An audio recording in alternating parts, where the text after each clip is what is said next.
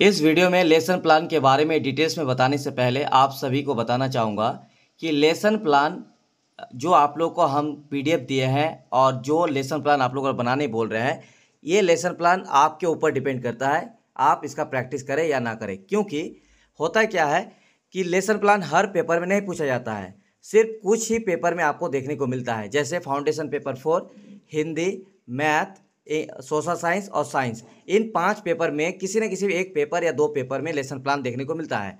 तो अगर एग्जाम में लेसन प्लान आ जाए तो आपको कैसे बनाना होगा, बस इसी उद्देश्य से ये वीडियो दे रहे हैं। बाकी टोटल आपको ऑलरेडी 8 क्वेश्चन पूछा जाएगा। अगर आप 8 क्वेश्चन में से 5 क्वेश्चन का आंसर दे पा रहे हैं तो आपको लेसन प्लान बनाने की ज़रूरत नहीं पड़ेगा।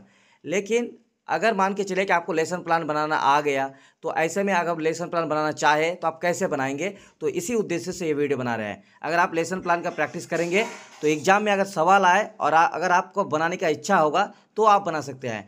बाकी एग्जाम में ऑलरेडी आपको 8 क्वेश्चन पूछा जाएगा, आपके सामने ऑप्शन रहेगा। अगर आप लेसन प्लान को छोड़ के कोई दूसरा ग्रामर या कोई दूसरा मैथ या कोई दूसरा क्वेश्चन का आंसर दे रहे हैं तो आप दे सकते हैं, लेसन प्लान बनाने की ज़रूरत नहीं पड़ेगा। स्वागत है एक बार फिर से आप सभी तमाम साथियों का आपके अपने यूट्यूब चैनल MSA क्लासेस पर।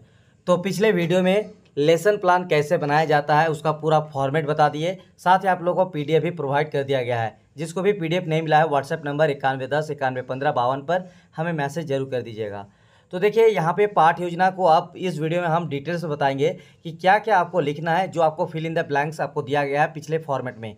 और आप लोगों को जो PDF फॉर्मेट दिया गया है उसका प्रिंट आउट निकाल लेना है, या फिर आप कॉपी में लिखकर उसको आप प्रैक्टिस भी कर सकते हैं। या तो आप PDF का प्रिंट आउट निकाल के उसको प्रैक्टिस कीजिए, या फिर आप कॉपी में लिखकर भी इसको प्रैक्टिस कर सकते हैं। तो आपको मेन जो यहाँ पे पॉइंट सब हम बताए थे, ये सारे पॉइंट आपको याद रखना है एग्जाम के लिए। और बाकी ये सब जो चीज़ है ये आपको लिखना है अपने शब्दों में। क्या लिखना है चलिए बता देते हैं।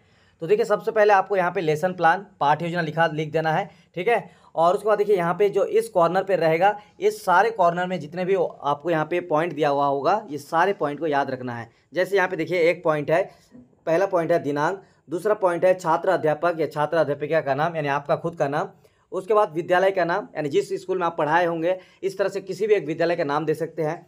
इसके बाद कक्षा, किस कक्षा में है। इसके बाद कालांश यानी कौन सी घंटे में आप पढ़ा रहे हैं, कौन सा विषय पढ़ा रहे हैं, सब्जेक्ट वो आपको लिखना है। और फिर प्रकरण यानी कौन सा टॉपिक आप पढ़ा रहे हैं, ये प्रकरण यहाँ पे लिखना है।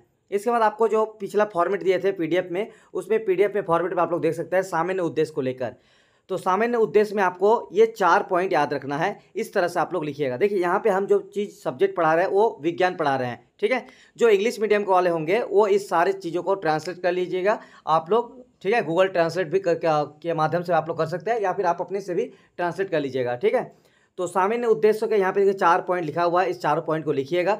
जैसे ये विज्ञान विषय है इसलिए विज्ञान के बारे में यहाँ पे सामान्य विषय लिखना है। अगर आपको यहाँ पे हिंदी के लिए लिखना है तो हिंदी का सामान्य विषय लिखना है। अगर आप यहाँ पे सामाजिक विज्ञान पढ़ाएंगे तो आपको यहाँ पे सामाजिक विज्ञान के आधार पर जो है सामान्य उद्देश्य लिखना है, ठीक। तो ये अलग अलग सब्जेक्ट के लिए अलग अलग यहाँ पे सामान्य उद्देश्य होते हैं। तो विज्ञान के लिए क्या क्या है, तो छात्रों में विज्ञान के प्रति रुचि उत्पन्न करना, बच्चों में वैज्ञानिक दृष्टिकोण का विकास करना, बच्चों में वैज्ञानिक तर्क शक्ति का विकास करना, और बच्चों का मानसिक शक्ति का विकास करना। ये 4 पॉइंट याद रखिएगा सामान्य उद्देश्य में।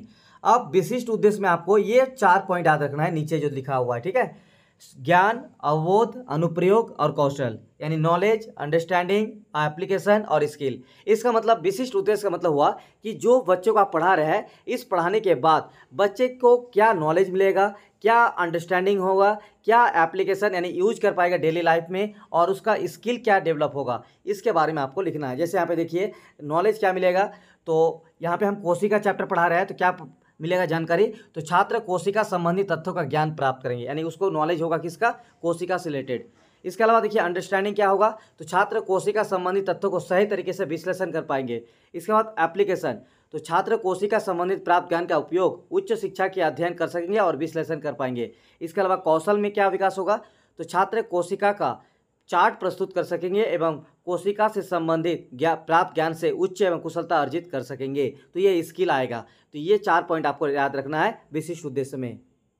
उसके बाद आप लोगों को हम दिखाया है शिक्षण सहायक सामग्री यानी टीचिंग एड्स के बारे में, और उसके बाद आपको नीचे होगा पूर्व ज्ञान यानी प्रीवियस नॉलेज का।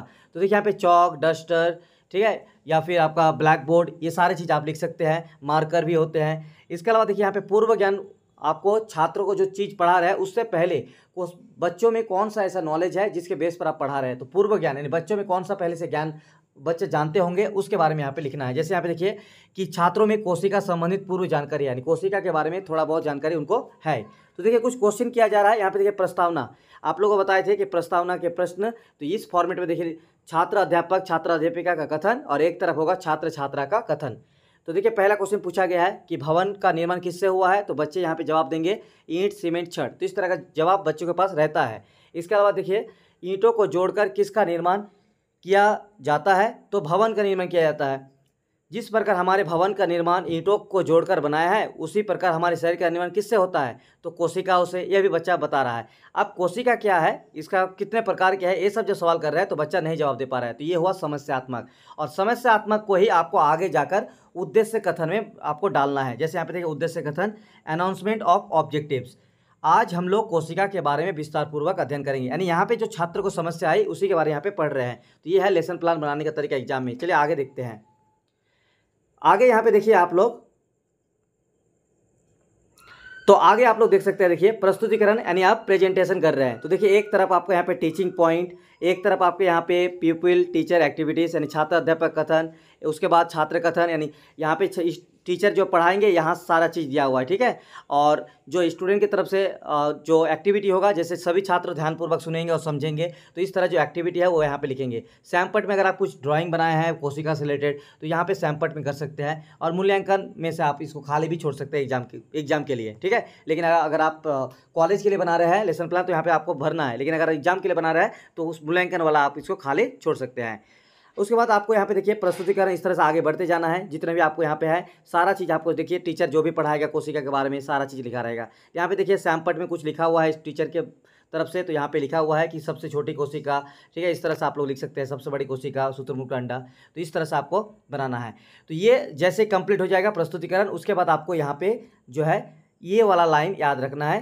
पहला है पाठ समापन सारांश, उसके बाद है पुनरावृत्ति के प्रश्न, पाठ समापन सारांश यानी लेसन क्लोजर, जिसको समरी भी बोला जाता है। इसमें क्या लिखते हैं कि बच्चों को जो हम पढ़ाए उसमें शॉर्ट में आपको बताना है कि बच्चा क्या सीखा, मतलब मेन चीज़ क्या सीखा बच्चा।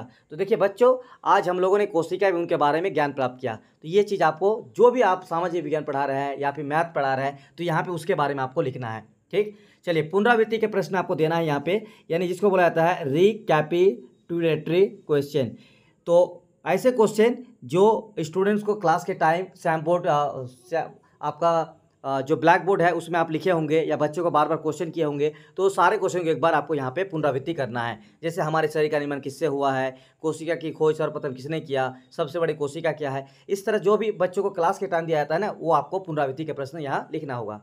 इसके अलावा देखिए सैमपट सारांश, ब्लैक बोर्ड समरी। यहाँ पे ब्लैक बोर्ड में आपको ये तो पुनरावृत्ति हुआ, ये आप बच्चों से पूछ रहे हैं, लेकिन सैमपट सारांश जो होगा ब्लैक बोर्ड, ये आप लिख रहे हैं बच्चों को कि कोशिका किसे कहते हैं और उसका आंसर, कोशिका के कितने घटक है और उसका आंसर। तो यहाँ पे सिर्फ हम क्वेश्चन दिया है, तो आप लोगों को सैमपट सारांश में यानी ब्लैक बोर्ड समरी में ये लिखना है। और लास्ट आपका है गृहकार यानी बच्चों को बनाने के लिए दे रहे हैं। जब आप पढ़ा दिए तो उसके बारे में कुछ ना कुछ क्वेश्चन जरूर होगा, तो बच्चों को आप पूछने के लिए देते हैं। जैसे कोशिका किसे कहते हैं, कोशिका के घटकों का नाम लिखिए, ठीक है, कोशिका कितने प्रकार है, प्रोकैरियोटिक कोशिका, यूकैरियोटिक कोशिका से आप क्या समझते हैं। इस तरह से होमवर्क यानी आपका होम असाइनमेंट दे सकते हैं बच्चों को। इस तरह से पूरा लेसन प्लान आप लोगों को बनाना है।